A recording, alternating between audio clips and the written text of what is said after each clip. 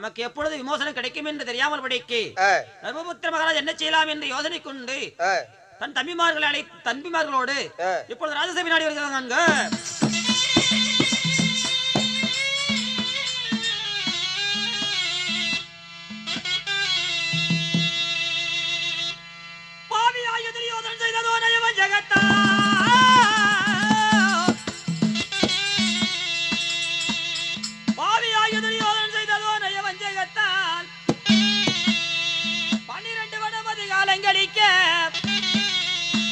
மாமனவன் கண்ணனுடன் துணையை கொண்டு தர்மராஜன் வருகின்றேனே.